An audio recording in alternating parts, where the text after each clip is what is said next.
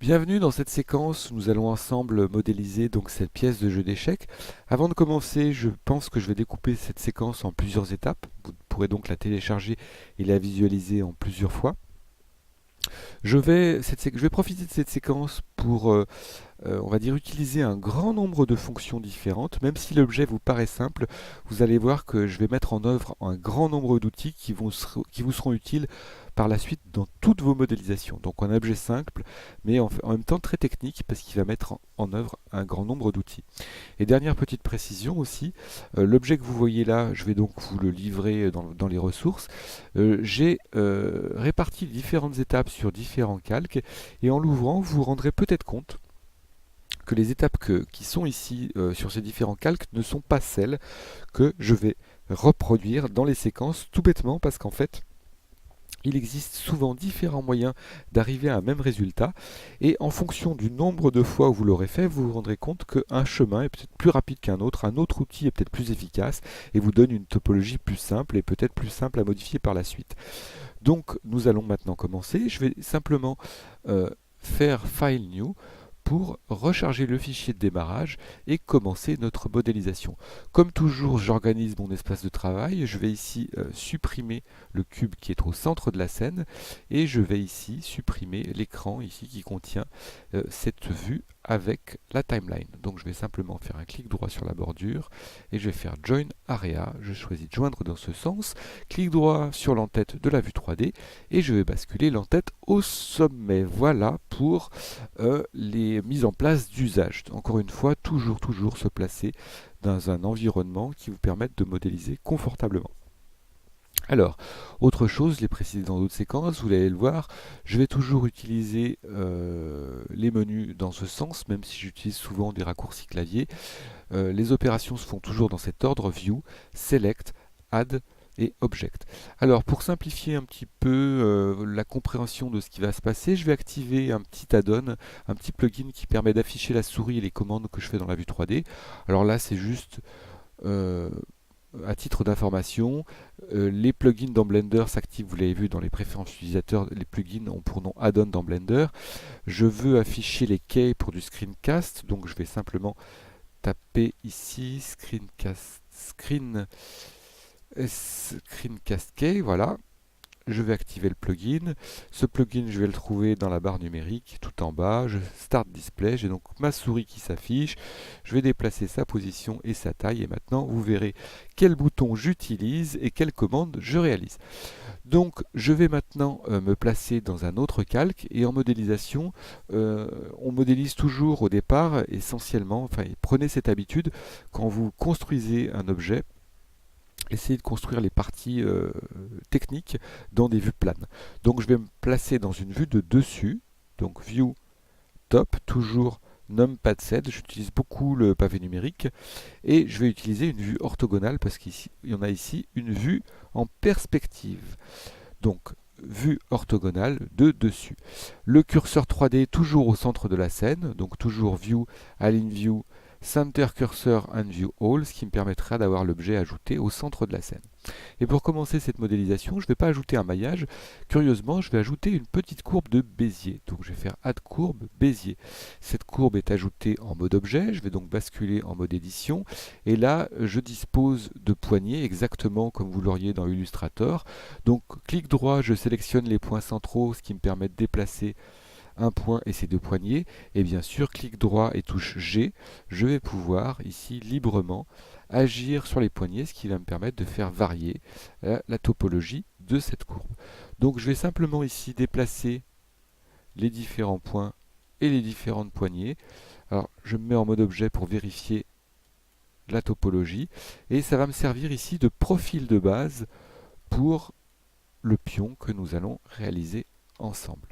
Voilà, je pense que ce profil me paraît correct.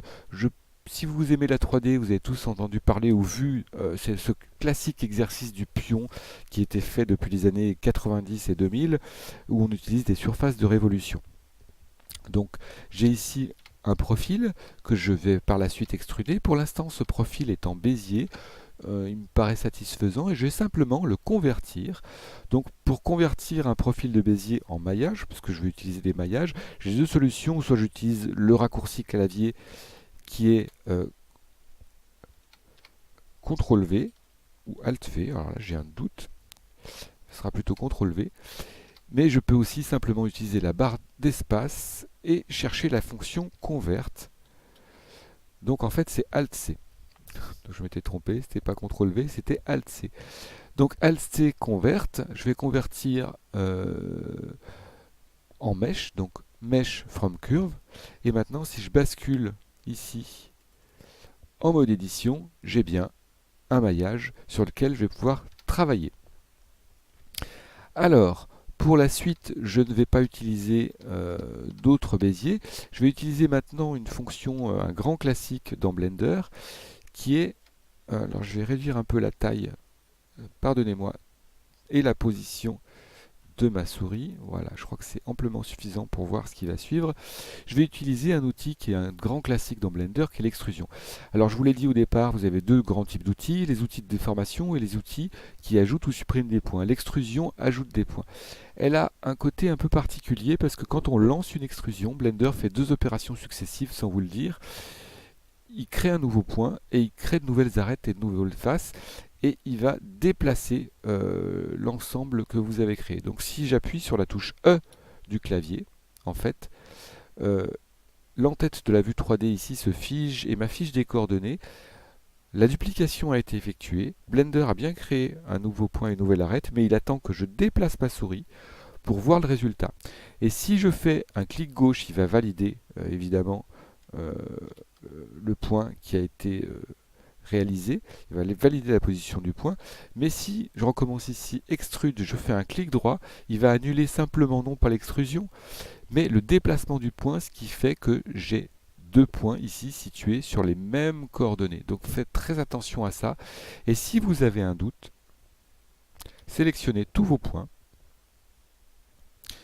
barre d'espace, tapez double, tout simplement, et trouver la fonction Remove Doubles qui vous permettra de supprimer tout simplement les points en double. Donc là, je vais le faire une fois. Remove Doubles, Blender me dit 0 point à supprimer. Je pourrais recommencer l'opération. Extrude, clic droit, j'ai 2 points en double. Cette fonction Remove Doubles, vous allez aussi la trouver dans le menu W, et ça, vous l'avez dans le PDF qui est situé dans les ressources. C'est un raccourci très important. C'est un petit menu, le menu spécial, dans lequel vous allez trouver beaucoup de fonctions. Donc je vous invite en modélisation à retenir ce raccourci W, dans lequel je vais également trouver Remove Doubles. Et là, Blender, si je sélectionne tous les points par la touche A et que je fais Remove Doubles, Blender va me dire ici qu'il supprime un point. Donc voilà, ça c'est une petite fonction importante. Je vais lancer ici à nouveau mon extrusion. Par un clic milieu, je vais sélectionner l'axe sur lequel je veux déplacer ce point. Donc clic milieu de la souris, encore une fois, qui vous permet, en vous déplaçant le long d'un axe, hop, de choisir et de contraindre le point que vous voulez déplacer sur un axe. Alors j'aurais pu également utiliser la touche CTRL, ici, ce qui me permet de valider, de contrôler le déplacement sur un axe. Alors on peut ici aussi bien sûr utiliser les manipulateurs. Je vais le refaire maintenant uniquement en utilisant les manipulateurs. Donc extrude,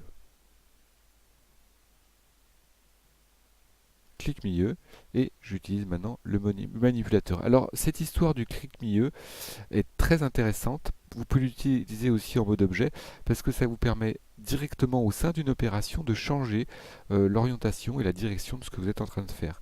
Donc à nouveau extrude, je me déplace le long de l'axe X, clic milieu, et là tout de suite je vais pouvoir déplacer le point et le déplacer d'une façon bien horizontale. Donc voilà, j'ai une partie de mon profil. Je vais faire exactement la même chose ici en bas. Extrude, clic milieu verticalement. Et même chose ici. Extrude, clic milieu. Hop là, est-ce qu'il m'a fait ma fonction extrude? Non, il ne me l'a pas fait. Donc extrude, je recommence, clic milieu. Voilà. Et je vais placer mon point ici. J'ai donc ici un premier profil. Alors ce profil est en vue de dessus. Je souhaite bien évidemment redresser le profil. Si je me mets en vue de côté, on voit qu'il est horizontal. Alors j'ai deux solutions pour ça. Soit j'engage une rotation par la touche R en vue de côté. J'appuie sur la touche CTRL, ce qui me permet de contrôler le pas de ma rotation. On le voit ici dans la vue 3D, le pas est de 5 degrés. Donc ce qui me permet de redresser le profil. Je vais faire maintenant un CTRL Z. Soit dans la barre numérique, tout en haut, et là vous avez transformation, rotation. Je veux ici faire pivoter sur l'axe X, qui est l'axe rouge. Donc je pourrais rentrer ici directement les valeurs de 90 degrés. Donc deux façons de faire les choses. Je veux maintenant réaliser une surface de révolution. Blender va faire cette révolution autour d'un axe et autour du curseur 3D. C'est donc très important de replacer le curseur 3D au centre ici des axes, des repères. Alors, vous faites View, Align View, Center Cursor and View All. Et c'est très important aussi de se mettre dans une vue de dessus et en mode orthogonal. Alors, je vais faire la démonstration de cette fonction. Je sélectionne tous les points et je vais aller sélectionner ici la fonction spin. Je lance mon spin et là, qu'est-ce qui se passe? Vous l'avez vu, il se passe un petit peu n'importe quoi, tout simplement parce que j'étais dans une vue orientée. CTRL Z, je vais cette fois-ci me mettre dans une vue de dessus, orthogonale, important, et je vais relancer ma fonction spin. Alors, cette fonction spin, tant que vous n'avez pas quitté le mode édition ou fait d'opération dans la vue 3D, vous pouvez changer quelques paramètres. Et là, pour les changer, vous pouvez orienter votre vue. Vous pouvez choisir le nombre de pas, c'est-à-dire le nombre ici de petites extrusions, parce que Blender est venu extruder mon profil à chaque fois, et évidemment l'angle global sur lequel est effectuée cette opération. Je vais bien sûr choisir 360 degrés, voilà, et je vais augmenter le nombre de steps, de pas, pour affiner un petit peu le profil de mon pion. Alors, petite subtilité ici, et c'est pour ça que j'ai parlé de la fonction Remove Double. Blender est donc venu prendre ce profil, l'a extrudé une fois, deux fois, 16 fois et est revenu à son point de départ. Logiquement, il n'a pas fermé complètement la forme et je me retrouve avec un profil supplémentaire aux mêmes coordonnées. Ce n'est pas forcément visible, mais ça va poser de nombreux problèmes lorsqu'il s'agira de lisser cet objet. Alors, pour m'en prévenir, puisque j'ai l'expérience de ce genre d'opération, je vais sélectionner tous les points, donc je vais faire Select All,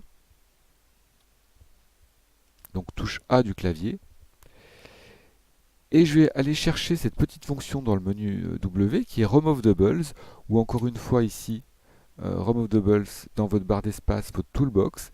Et là, si je clique sur Remove Doubles, vous voyez que Blender m'a supprimé 18 points. C'est-à-dire que c'est le nombre de points qui correspondaient, en fait, ici, au profil. Il me les a supprimés. Donc j'avais 18 points en double sur cet axe. Voilà. Ça, c'est pour la première partie de cet exercice. Et je vous donne rendez-vous dans une deuxième séquence où nous allons après en réaliser la tête du pion qui va venir se placer juste ici.